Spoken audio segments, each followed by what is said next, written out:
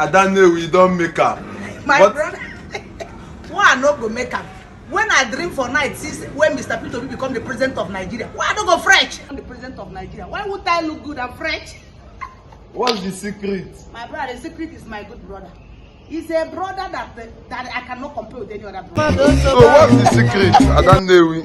My brother, can I just secret? Continue. The secret of my success, my good brother, is about a high chief. Amobi Anadu. Nna gwaru Igbo.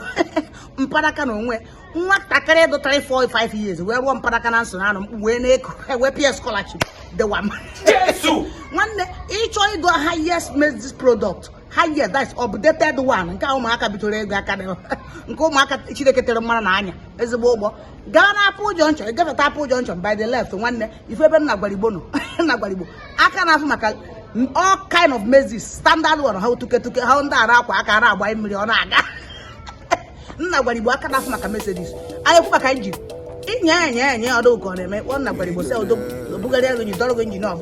Ina nya moto na-eje. Carry me dey go. Nwanne follow who no road.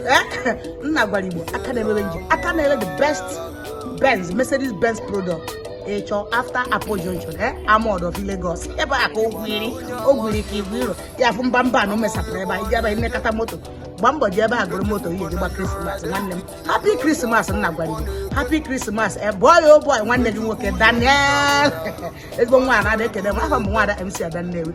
Kai gori bezie kai na bezie. You a Merry Christmas. I wanna wish you a Merry Christmas.